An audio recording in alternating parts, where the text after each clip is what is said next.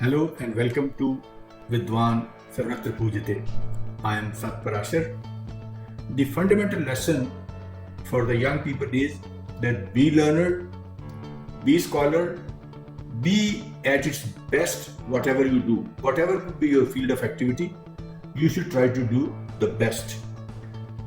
We decided to talk to some scholars who moved out of India and distinguished themselves wherever they went. The objective was that the young people can listen their life story, can listen their life journey, and it may help them to be inspired. Our today's guest has been a successful serial entrepreneur in the true sense of the term. He is Dr. Amarpreet Singh Sawhney. Dr. Sawhney is the co-founder and managing partner of Incept LLC. Dr. Sawhney is also the executive chairman of Instilla Incorporated. Dr. Amarpreet Singh has been previously the president and CEO of Ocular Therapeutics Incorporated. He was also the chairman of Organics. He was also the founder and CEO of Confluent Surgical and the chairman of Market RX. Dr. Sawhney's innovations are the subject of over 150 patents issued and applied. He holds MS and PhD degrees in chemical engineering from the University of Texas at Austin, as well as a B.Tech in chemical engineering from the Indian Institute of Technology, Delhi, India. Welcome, Dr. Sawhney.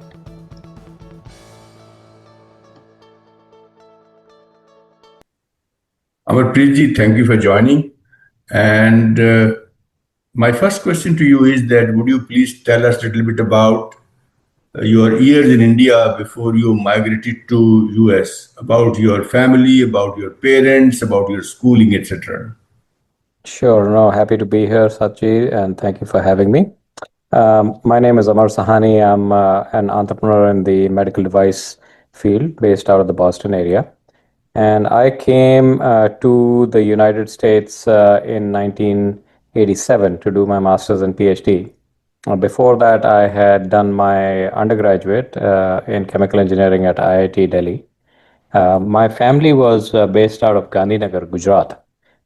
My father actually was in the Air Force, so we had lived all over the country. We'd lived in Allahabad and Shillong and Delhi, a variety of different places. And one of his later postings was in Gandhinagar, which was a very young town at that point in time. And he decided to take premature retirement and settle down over there.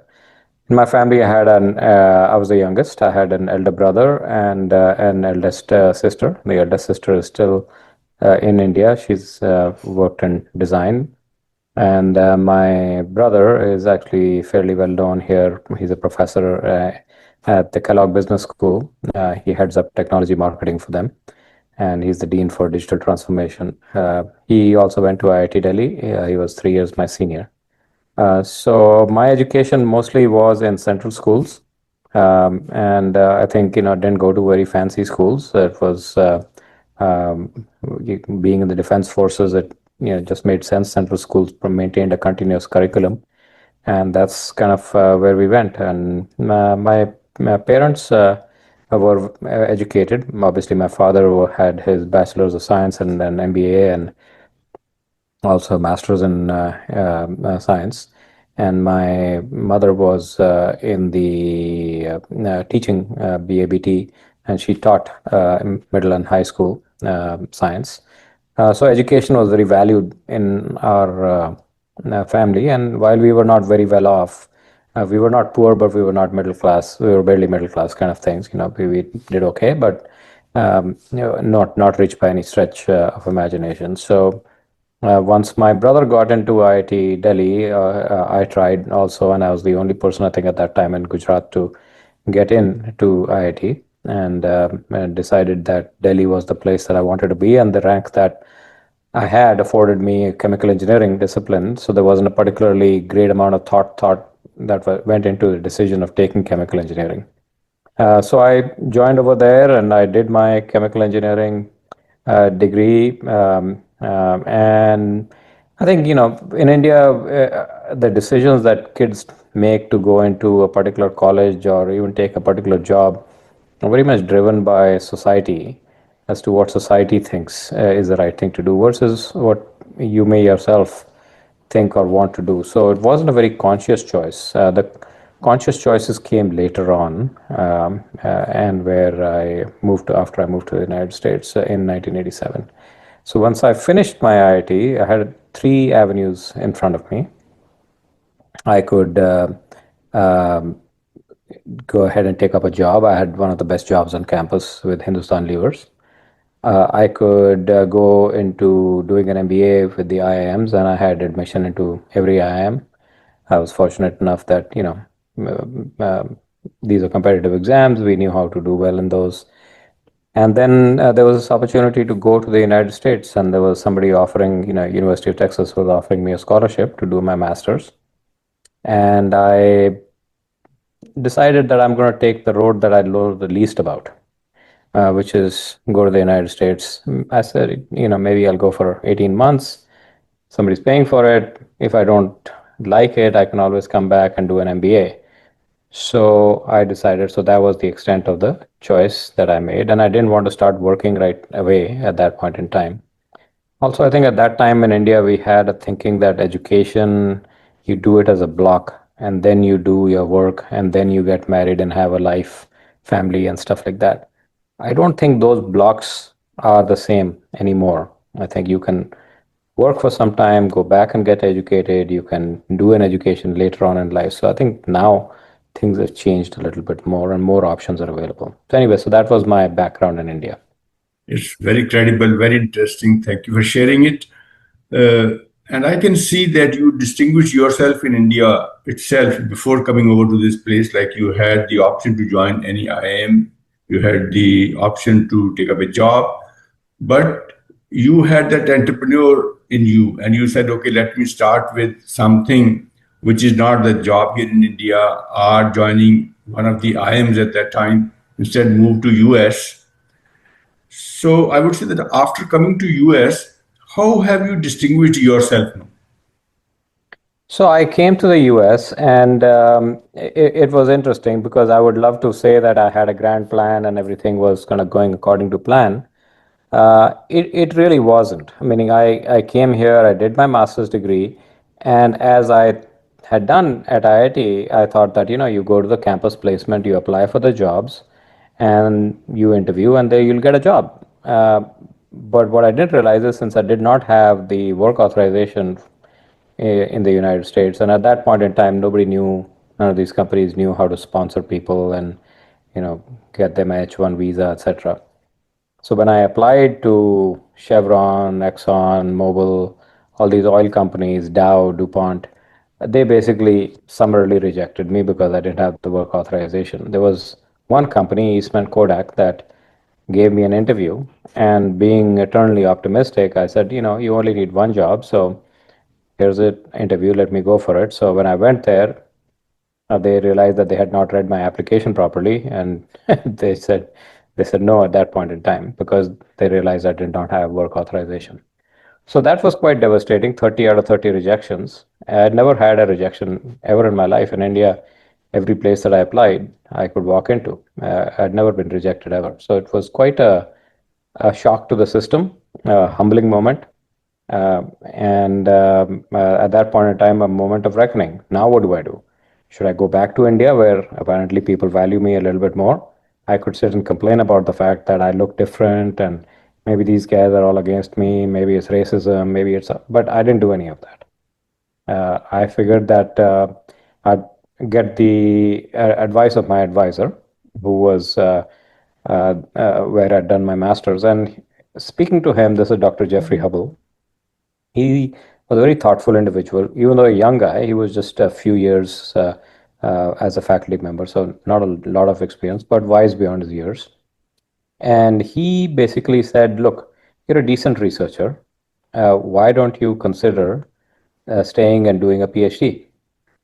And I had never contemplated doing a PhD. I didn't even know much, but obviously, I asked him then, saying instead of dismissing it offhand. I think one of the things is that sometimes we have preconceived notions and we can come in and we think we know what we want, but we need to be open to possibilities and not dismiss things outhand. Listen to people who have had some depth of experience and see what their perspective is. So he said, "You're a decent researcher." And I said, "Okay, what kind of projects do you have?" And he had this project where there was going to be a cross species transplantation of insulin secreting cells from pigs to humans. And the problem that they had was they would get rejected. And there was a technology that we could invent which would create little barrier membranes or bubbles around them that would prevent them from the antibody attack from the host body and maybe allow them to live longer. And that way we could do cross species transplantations for diabetes. So I said, okay, well, this sounds like an interesting project, and I'm in. So I decided to kind of go in and do that project. And as we were engaged in that project, as luck would have it, so the other element that one should understand is that you can plan as much as you want, but sometimes, divine providence, whatever you might want to call it, your luck has a big element to play in it. So this individual, another Indian gentleman, Dr. C.P. Pathak, he came and he was a postdoc and he brought some very interesting technology that he had been working on at that point in time, where lasers were used to scan materials and make them into solids that could be used for rapid prototyping. So they were designing turbine models and stuff, what we know as 3D printing now, 3D photo printing. So that was the original, but it was being done with materials that were not something that could be used in the body. So I worked along with him and we came up with ultra fast polymerization that could be done with materials that were very compatible in contact with living cells and living tissue without harming even the first cell. These could be done in oxygen containing, water based, neutral pH type of system. So very, very compatible. And this opened up a whole new field of tissue engineering. So today, when you look at people printing organs and doing, all this other tissue engineering stuff, this is how the field was created. We created that field. So this gentleman came there, and again, I recognized that opportunity. And even though it was not part of my real research project, I said I'm going to do this work on the side along with, and my advisor encouraged that. And we came up with these new materials. And this became quite transformative. And a venture capital group approached us. They were starting a company in the Boston area, and they decided to license this technology. And since they wanted somebody who was the founder of that technology to come with it, I came with that technology, and that's how I got my first job. So I showed up here in the Cambridge, Boston area. Um, there was an empty room. There was, one CEO who was Mark Levin, very prominent venture capitalist from the Mayfield Fund, and me. And he said, hire some people, build some labs. I didn't know how to do either one of those things. So, but just got going. And long story short, meaning 6 years later, we had taken the company public. We had gotten FDA approval for the first sealant for sealing air leaks from lungs. So I learned a tremendous amount getting into surgery, going in and working with doctors and clinical trials and polymer manufacturing and all these things, hiring, firing people, and it was a great learning experience and financially reasonably rewarding. But learning wise, very, very fortunate to have been there. So I think a lot of these things happen by, embracing sometimes something that comes your way that you may not think is an opportunity. That, the opportunity bus comes along all the time. Which one do you get on, and how do you recognize that? You have to be open to possibilities. You have to investigate things a little bit. And when the right thing comes, take the leap. Very interesting. Over these 40 years, since 1985, you are now a celebrated entrepreneur. Now, I would like to ask that when you look back all these 40 years and even more back home in India, would you like to acknowledge and say thank you to some of them? Who are they? If you'd like to mention. Absolutely. So, firstly, I have to say that my family played a very supportive role, right? Starting with my parents, who kind of, valued education, and were even though we were not doing very well, were completely okay with me not going in and starting to earn money, but actually go abroad. So I think my parents were very instrumental in that. My brother, who sort of showed the path of going into IIT first, thankful to that, and to him. And then IIT Delhi itself, I think we all got a very subsidized education at IIT Delhi, and it has given us, a good toolkit, some great colleagues, friends that came from there that we relied on for each other's support. And the IIT Delhi, consequently, we have set up a foundation where I was one of the founding members of the IIT Delhi Foundation, where we have all pledged to give back at least $1 million to IIT Delhi. And so we are taking care of that. So those were sort of the initial people in India that I think I could and do thank a fair amount. Coming to the United States, obviously my advisor, Dr. Hubble, who set me on this track, was instrumental. Dr. Pathak, whose technology contributions were there. And then as I went about, the people at the first company who showed me how the whole entrepreneurial puzzle comes together. Mark Levin, who was a venture capitalist from the Mayfield Fund, he fundraised very effortlessly. He was a great communicator, a great listener to people, good team builder, how to hire people. We didn't know any of this stuff, right? Meaning, so how do you, and then eventually going into a IPO, this was a dream for somebody who was 27, 28 years old, being in limos in Paris and London and in New York and all these places and fundraising, tens of millions of dollars. It was quite interesting. And so that was great. Then as I got started in my own personal entrepreneurial journey after that, I decided to leave FOCO when it was acquired by Genzyme and decided that I'm going to go develop new technology, which is not light based but two component systems. Sort of think about Araldite versus UV adhesives. So Araldite is much simpler, two component epoxies, two component systems that can be delivered, and they form within a second inside the body. And these can act as scaffoldings and supports for tissue that needs to recover, tissues that are leaking fluids. So sealants for brain surgery and spine surgery was something that we invented. We invented systems to close holes after catheterization for angioplasty and stenting. We came up with spacers to prevent damage to the rectum when prostate radiotherapy is done, and that can cause damage to tissues. So spacers help with that. We created ophthalmology companies where we are doing drug delivery to make free people from having to take drops after cataract surgery and for macular degeneration. So a bunch of things, technologies came about. But how I got started on this journey was with a gentleman named Fred Khoshravi, who I had met working at the first company. And Fred basically was uh, a few years older than me, and he also became an entrepreneur going back to the Bay Area and starting up some companies. And he and I decided that we're going to work together because we said that each entrepreneur ends up taking a risk, whether or not something will work out. But we spent 7, 8, 9 years of our lives, and what if you've got nothing to show for it, and the company collapses? So I believe in you, you believe in me. Let's sort of hedge each other's bets. So I'll take a little share in your company, and you take a little share in my company. We'll each individually work, but if we amount to something, then at least there's something that the other person will benefit from.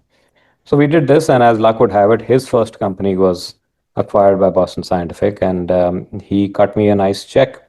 And as a 30-year-old to get more than $1 million kind of payout, it was quite heady to have something like that happen to you. It took a lot of trust and a lot of faith on his part to do that. So he became and I became partners, and we still have that partnership, and that partnership has created up to 26 companies in the last 26 years. So it's been a very fruitful, valuable partnership, and we've gotten to be great friends in this. So I'm very grateful to him. And as we went forward, there were a number of people that we hired as CEOs of different companies who continue to run those companies, team members that have been with me for 25 plus years. So patients who have participated in our clinical trials, it takes a lot of um, courage to participate in a trial for the first time. So we're grateful to those people. A lot of investors who believed in us, we're grateful to those. So I think the list is long of people that we are grateful to, because there is no way you can do these things alone by yourself. Absolutely fantastic story. I would say that how to mitigate the entrepreneurial risk is by joining hands with with other entrepreneur. I think the great lesson. My last question to you, Amarji, would be that what message would you have for the young people who are aspiring to have a great future from India and elsewhere? Yeah, so I think, look, my feeling is that certainly I don't discourage people from taking up a job and working for somebody else. I think it's a perfectly acceptable way to make a living and to have a rewarding, fulfilling life. So entrepreneurship is not for everybody. Yes, and just because I'm an entrepreneur, it shouldn't be that that's the only way that one should live one's life. There are many ways to people may want to serve the country, they may want to go into the administrative services. So there are many ways. But what I realized from the standpoint of entrepreneurship is that one should at least consider that as a possibility and ask yourself the question saying, is this something that I would like to do? And do that early in life.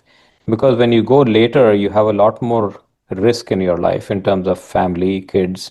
It's harder to kind of go ahead and leave all of that and, start going down something that will be quite all consuming. So consider that as a possibility.